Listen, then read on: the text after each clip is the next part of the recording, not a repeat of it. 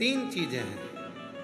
पहले नंबर पर एक लोटा जल, दूसरे नंबर पर शिव पर चढ़ा हुआ जल का आचमन, और तीसरे नंबर पर है रविवार के दिन प्रदोष पड़े और उस दिन लगाया गया बेलपत्री का वृक्ष जीवन में 7 जन्म तक भी संपदा को कम नहीं होने देता। रवि प्रदोष में रविवार का यदि प्रदोष का व्रत पड़ा है, रविवार के दिन यदि प्रदोष पड़ी है, उस प्रदोष के दिन प्रदोष काल में, प्रदोष काल जब सूर्य डूबने पर हो, चंद्र उगने पर हो, और उसी समय पर जो प्रदोष काल होता है, उस प्रदोष काल में यदि एक बेलपत्री का वृक्ष कहीं पर लगाया गया है और उस बेलपत्री के वृक्ष को आप हमेशा स्मरण करना प्रारंभ कर दें, प्रदोष के दिन उसके नीचे दीप लगाना प्रारंभ कर दें, कभी किसी के आगे हाथ फैलाने की जरूरत नहीं पड़ती, अपन स्वयं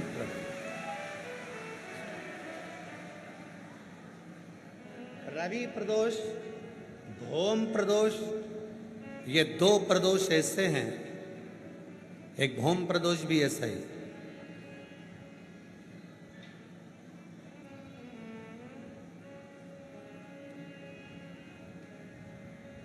महाराज, जीवन में कितना भी तकलीफ आए, कितना भी दुख आ जाए, कितना भी कष्ट आ जाए, कितनी बड़ी बीमारी हो जाए और कितना भी दुख सामने आकर खड़ा हो जाए, कोई तुमसे कहे कि हम तुमको वहां लेकर चलते हैं, वहां पर ऐसा व्यक्ति है तुम्हारा दुख हर लेगा, वहां ऐसा व्यक्ति है तुम्हारा कष्ट हर लेगा, किसी पर भरोसा मत करना। अपने घर में से तांबे का एक लोटा उठाना, पानी भरना मटके का, हंडे का, और लेकर सीधे शंकर के मंदिर में जाना चालू कर देना, तुम्हारा दुख कटना प्रारंभ। किसी आडंबर में मत जाना, किसी दिखावे में मत जाना। जैसे जैसे कलयुग बढ़ेगा, स्वयं तुमरुका जी कर रहे हैं चंचुला, और शिव महापुराण का सारतत्व, जब शिवपुराण विराम होती है, आपने पूर्व में भी जहां शिवपुराण सुनी होगी, जो श्रोता पुराने सुनने वाले बैठे होंगे वो जानते हैं, शिव महापुराण जब विराम होती है तब भगवान शंकर पार्वती जी तुमरुका जी से कहते हैं कि तुम्हें दक्षिणा में क्या दो। शिव महापुराण के विराम की दक्षिणा में तुमको क्या, मैं तुम्हें दक्षिणा क्या प्रदान।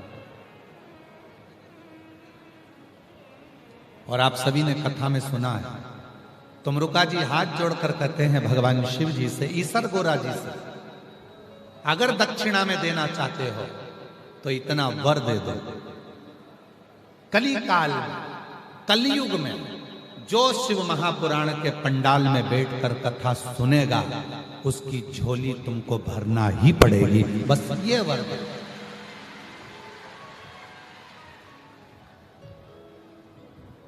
क्यों आते हैं इतने लाखों की संख्या में भक्त?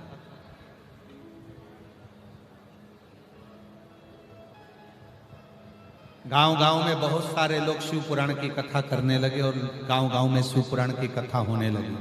बहुत सारे शिव पुराण के वक्ता भी बढ़ गए, खूब कथा होती है। फिर भी कुबरेश्वर धाम से जब ये पोथी आती है तुम्हारे गांव में, कुबरेश्वर धाम से ये सीहोर वाला बाबा पोथी के रूप में जब आता है तो दुनिया के लोग दौड़ दौड़ कर इस कथा में पहुंचते हैं। क्यों पहुंचते हैं? क्योंकि उनको मालूम है दुनिया में केवल एक ही शिव पुराण ऐसी है जिसमें बैठकर श्री शिवाय नमस्तुभ्यम का अखंड जाप कर कर शिव से अपने मन की बात बोली जाती है और बाबा 3 महीने में झोली भर देता है। खाली खाली नहीं रखना।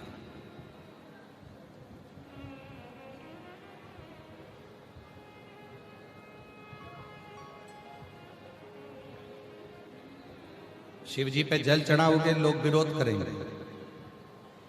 श्री शिवाय नमस्तुभ्यम का जाप करोगे लोग विरोध करेंगे, रोज कहीं ना कहीं का एक आध सामने आकर खड़ा हो जाएगा, कोई ना कोई तुम्हारे इंस्टाग्राम पर कोई तुम्हारे वीडियो मिल जाएगा कि श्री शिवाय नमस्तुभ्यं मत बोला।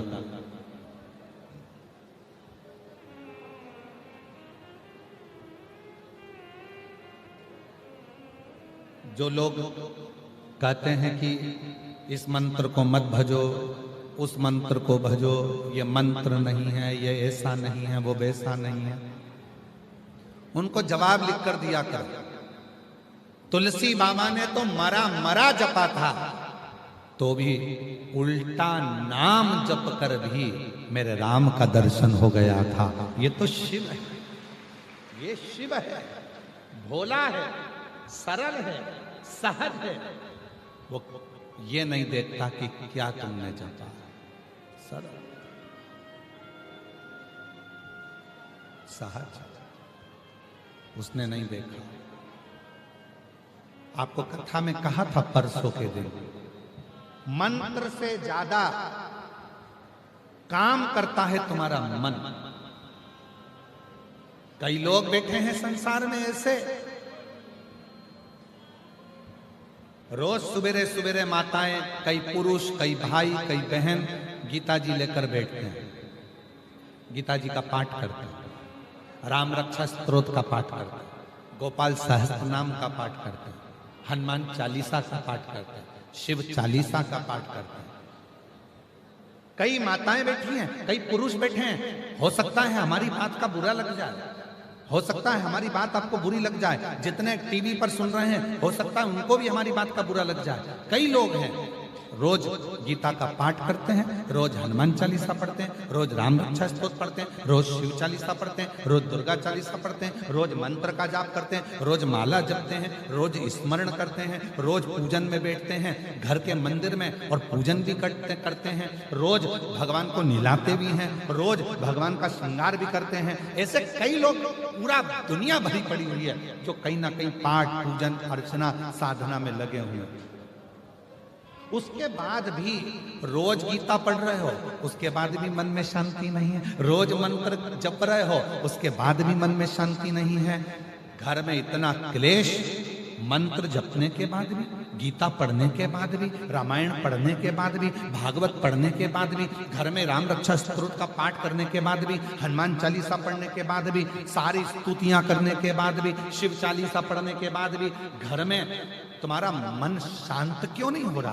क्योंकि तुम्हारे भीतर अहम भरा पड़ा, तुम्हारे भीतर अहम भरा, इसलिए मंत्र भी काम नहीं कर रहा।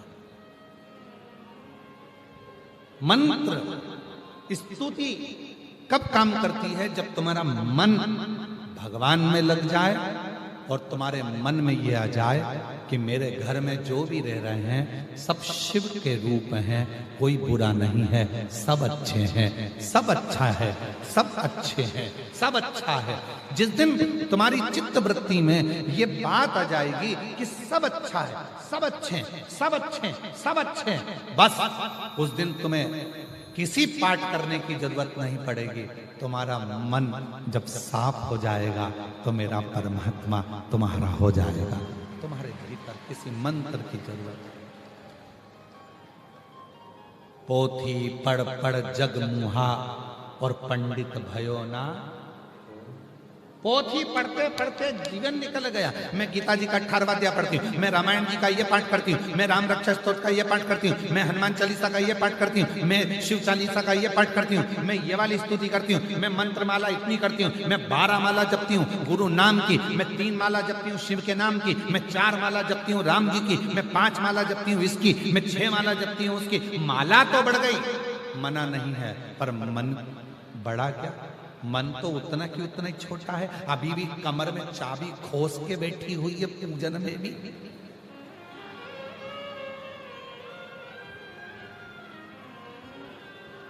मन लगा क्या? पूजन करने बैठे हो तो भी तुम्हारा मोबाइल तुम्हारे बाजू में है, पूजन करने बैठे हो तो भी तुम्हारा ध्यान रसोई घर में, बहू ने चाय बनाई कि नहीं बनाई, छोरे को उठाया कि नहीं उठाया, खाना बनाया कि नहीं बनाया, टिफिन बनाया कि नहीं बनाया, काम वाली आई कि नहीं आई। पूजन में मन है, बैठी पूजन में और मन लगा कर रखा है दरवाजे पर। बेल जैसे ही बजी, घर में बहू है ना, उठाएगी। बेल बजी है ना, बहू है, पोता है, पोती है, सब हैं, उठाएंगे, जाएंगे, दरवाजा खोलेंगे, दरवाजे पर जाकर देखेंगे कौन आया। तुझे क्या करना, तू पूजन कर रही है ना, तेरा दिल मन में लगा, पर भगवान में मन लगा ही नहीं है। कौन आया, क्या बोल रहा है, क्या बोल रहा है, क्या बोल रहा है, मन लगता है, मन लगता ही, चित्त लगता ही। इस मन को कैसे लगे? मंत्र से, पाठ से, पूजन से भी बड़ा है इस मन को परमात्मा तक ले जाए। मन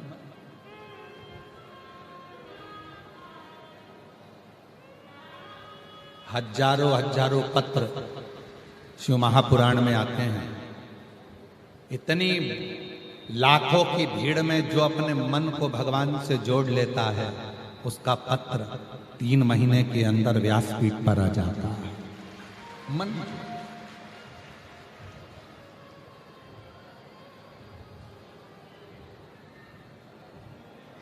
इतना कीचड़, इतना कीचड़, पानी गिर रहा है, कीचड़ हो रहा है, उस कीचड़ में भी अगर आप बैठे हो, शिव की साधना कर रहे हो, बैठकर उससे अपने मन की बात कर रहे हो, आपका मन शिव में लगा है। इतनी भीड़ में, इतने ट्रैफिक में, पूरे रोड भरे पड़े हुए हैं, रोडों पर गाड़ियां खड़ी हुई है, गाड़ियां जाम में फंसी हुई हैं। इस जाम के अंदर, इतने कीचड़ में, पानी में, हवा में, उसके बाद भी तुम कीचड़ में भी बैठकर यदि शिव पुराण की कथा को सुन रहे हो तो तुम साधारण नहीं हो, तुम मन लगाकर भगवान की भक्ति में रहो, तुम साधारण नहीं हो।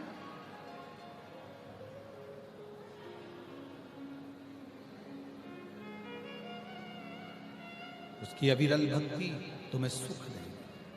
आना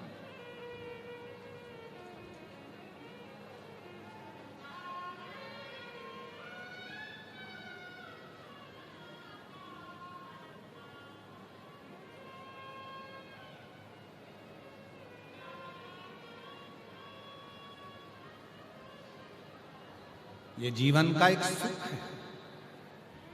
शिव का नाम, शिव का धाम, शंकर का मंदिर, शिवालय, एक लोटा जल लेकर जिस दिन तुम शिव के मंदिर में जाना प्रारंभ कर दोगे, तुम्हें किसी के आगे हाथ जोड़ने की जरूरत नहीं पड़ेगी। शिव तुमको संभाल, शिव संभाल।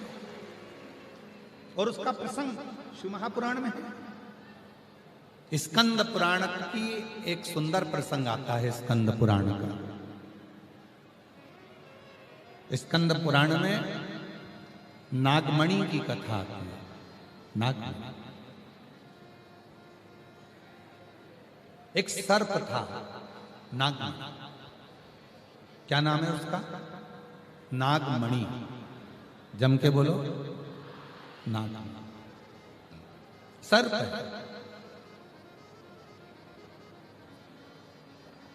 विषैला है। स्कंद पुराण में नागमणि की कथा आती है और नागमणि विषैला है। सांप मतलब विष। सर्प चाहे कोई सा भी हो, उसमें विष जरूर होता है। नागमणि में भी विष। पर नागमणि विषैला तो था, एक चूहे को पकड़ने के चक्कर में वो सर्प एक संत के डेरे में पहुंचा।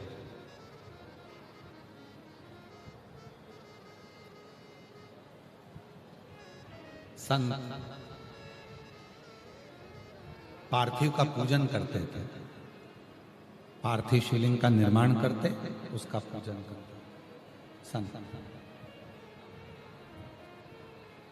और नागमणि संत को देखता कि ये रोज पार्थिव का पूजन कर रहे हैं, पार्थिव बना रहे हैं, पार्थिव का पूजन करते हैं। नागमणि उस पार्थिव शिवलिंग को देख गया।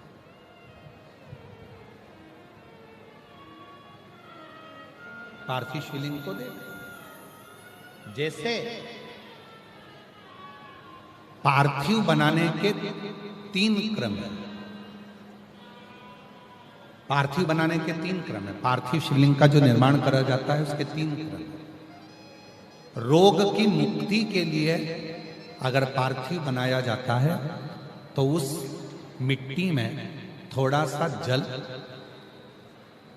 और थोड़ी सी दुर्वा का पानी उस मिट्टी के अंदर डाला जाता है। अगर कोई बीमारी है, वो बीमारी नहीं जा रही, पार्थिव के 3 क्रम बना। अगर कोई बीमारी नहीं जा रही है तो आप पार्थिव शिवलिंग अगर बनाते हो, मिट्टी का शिवलिंग बनाकर पूजन करते हो, तो उसमें जल मिट्टी में और दुर्वा, दुर्वा बोलते हो कि दूब बोलते हो, जो गणेश जी को चढ़ती है दुर्वा, उसको पानी में डालकर उस पानी को मिट्टी में मिलाकर फिर पार्थिव बनाया जाता है रोग की मुक्ति के लिए। दूसरा,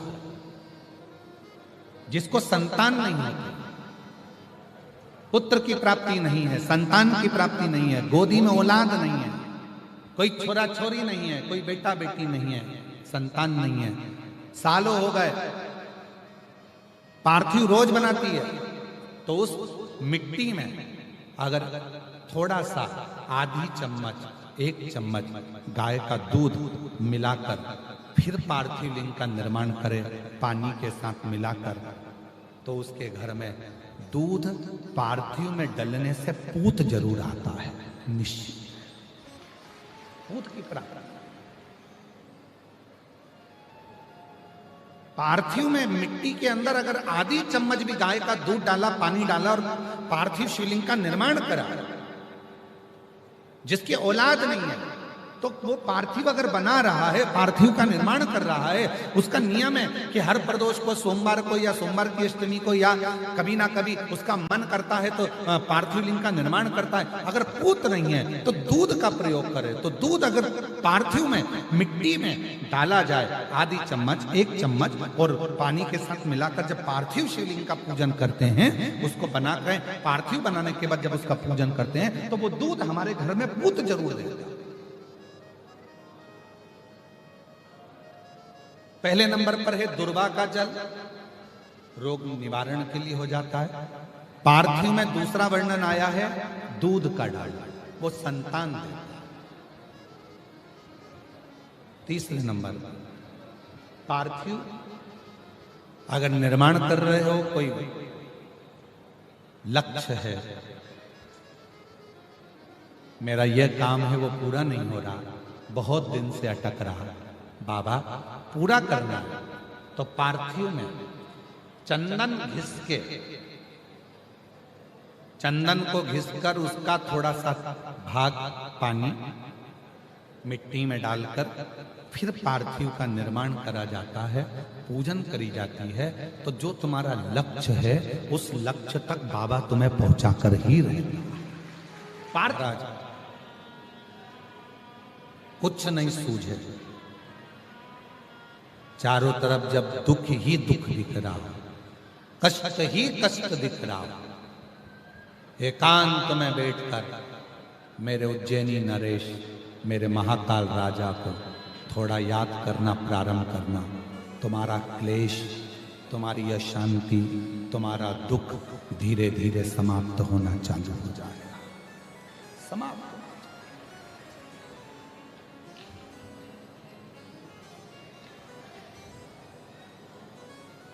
बच्चे बीमार पड़े, कृष्णेश्वर को याद करो। हमारे 12 ज्योतिर्लिंग भारत की भूमि पर जो हैं, एक एक ज्योतिर्लिंग हमको ऊर्जा देता है।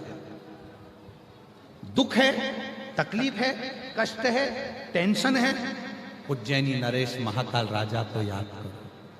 संतान अगर दुखी है, कृष्णेश्वर भोलेनाथ को याद करो। दुनिया ताने देती है, गाली देती है, अपशब्द कहती है, अपयश मिलता है, त्र्यंबकनाथ को याद करो। बेल मुझे मार, कोई ना कोई परेशानी रोज की आ रही है, तो भीमा शंकर को याद करो। भीमा शंकर।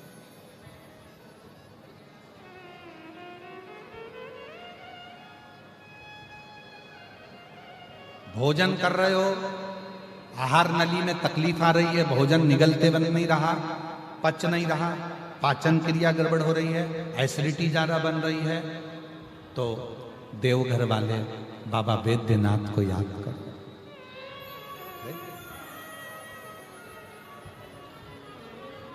नेत्रों में तकलीफ हो रही है, सोमनाथ को याद करो। शरीर में कोई घाव हो गया, भरा नहीं रहा, केदारनाथ को याद करो। ये जितने 12 ज्योतिर्लिंग जितने भी, घर में क्लेश है, बहुत अशांति चल रही है, मल्लिकार्जुन को याद करो। लक्ष्य पर पहुंचना है, लक्ष्य नहीं मिल रहा, मंजिल नहीं मिल रही, रामेश्वरम को याद करो। कैसे नाम?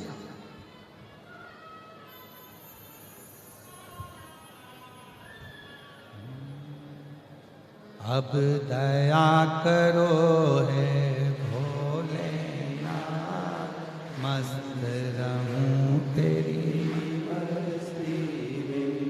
अब दया करो है भोलेनाथ, मस्त रहूं तेरी मस्ती में। मेरे सिर पर रख दो अपना हाथ, मस्त रहूं तेरी मस्ती में।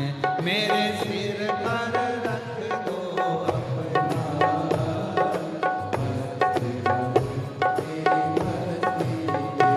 अब दया करो है भोलेनाथ, मस्त रहूं तेरी मस्ती में। अब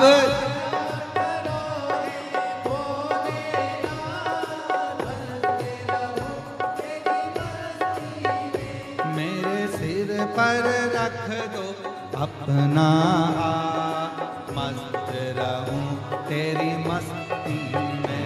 मेरे सिर पर रख दो अपना हाथ, मस्त रहूं तेरी मस्ती में। अब दया करो है भोलेनाथ, मस्त रहूं तेरी मस्ती में। अब दया